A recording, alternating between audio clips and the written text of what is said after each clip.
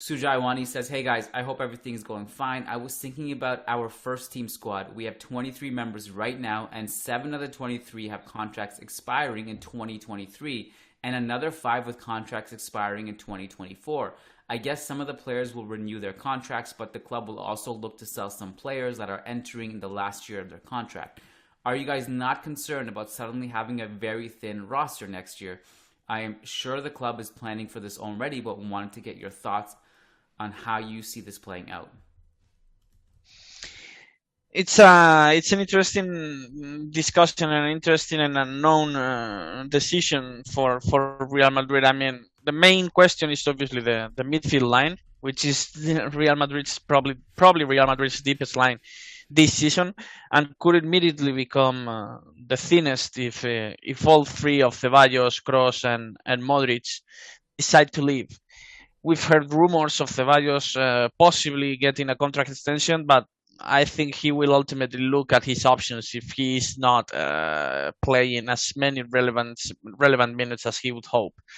That will ultimately be Ceballos' decision, and then Kroos and Modric, as you mentioned, it's very hard to predict right now. I mean, it's very hard to predict what happens with those two. World Cup year, obviously, that doesn't matter with Kroos, who retired from the Germany national team already. But with Modric, I think the World Cup will be important, and how he feels after the World Cup, and how busy the schedule is, and how his role looks after that World Cup. I think it will be important for him to make that kind of decision. I expect Benzema to get an extension. It will be extremely surprising to see him not getting this contract extension, considering that he's probably winning a Ballon d'Or in just 15 days. Asensio is obviously out, and Mariano is out too. So I think this is pretty much the situation Real Madrid are looking at the moment. It will ultimately depend a lot on how the midfield looks like, and in order for you to explore your options, you first need to know what happens with both Kroos and Modric. So I think you went over them all, but just for the to go over them again, the 7 expiring contracts in 2023 are Asensio, Benzema, Cruz, Ceballos, Modric, Nacho, and Mariano. Like you said, Mariano was Nacho, I forgot. Yeah. Mariano was gone. Asensio probably, if I had to guess. Yeah, sure. Benzema renewed. I don't know Cruz, Ceballos, Modric. I'm not sure if I have any additional insights to what you already said on those 3. It's still bizarre that we haven't had any rumors of Cruz extension. We've had more rumors, especially with Kroos. Yes. Yeah, he's only 32. I if I had to guess and I had to put my life savings on something right now with a gun to my head, I would guess that Modric renews for 1 year. Because I don't see him magically all of a sudden just his powers are zapped after this year, even after the World Cup. I think he's going to do 1 more year at least.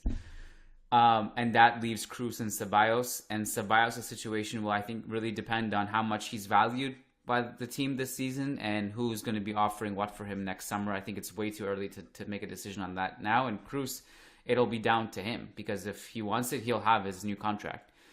And I don't think he'll leave Real Madrid to go play somewhere else. So it's either retire or renew. So, 50-50, take your pick on what you lean on. It's up to him, really.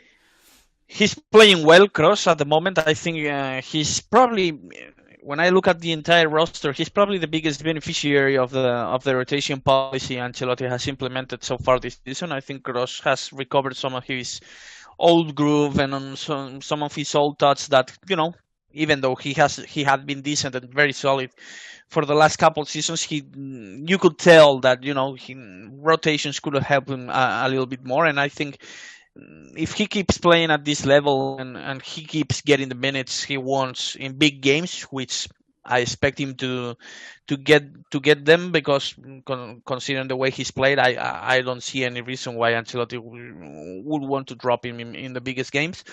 I think that both Kroos and Modric will stay for. I think Kroos, if Kroos signs an extension, I think it will be a 2-year one.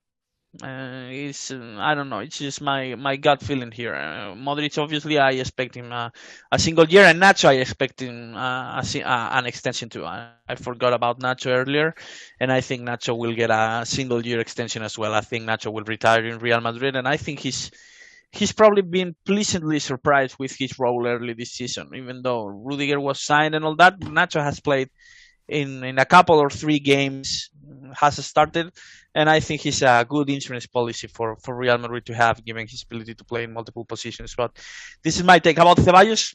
I'm not as optimistic as some fans and some other reporters I've read about his chances of getting this extension. Not because Real Madrid don't want, but because I think Ceballos will ultimately, now that he's on a not now that he will be a free agent, and that Betis won't have to worry about any kind of transfer fee or whatever. I think that Ceballos will ultimately try to find a starting role there in Sevilla, even though he's probably, satisfied with the minutes he's been getting this season. I still think that he has the goal to become an undisputed starter somewhere else, and I think Betis will be the ideal opportunity for him to do so.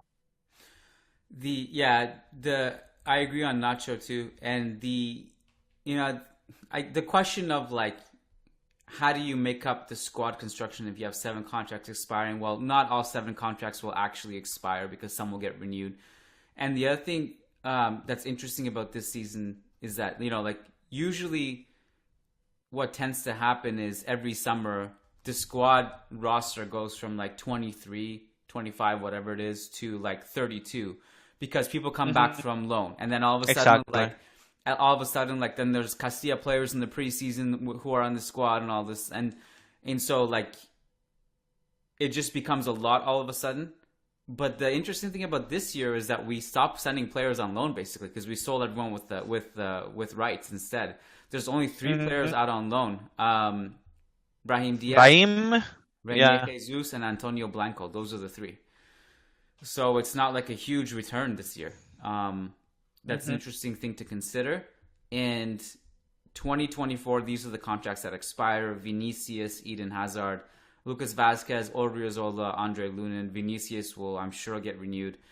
Hazard, no one's buying him next summer. Because it's not his price that's an issue anyway. It's his salary. And next year he'll just be older and probably more worn down. Yeah, he's just staying. Yeah. Vasquez, interesting one. How old is he? He's 31. I think he's staying for a few more seasons, yeah. Odriozola. Gone. And Lunin. Probably gone too. Even if... Lunin, I think, sold with rights. Yeah, sure. Real Madrid should probably do that, yeah. So it'll be interesting to see how this is juggled. If I were to bet, let's take a gamble here on the 7 expiring contracts, since we were asked. Let me check real quick on the roster here, so that I don't forget anyone. Okay, I have Nacho. I think he stays. Kroos, I think he stays. Modric, I think he stays. Asensio leaves. Ceballos leaves, Mariano leaves, and Benzema stays. That's my take.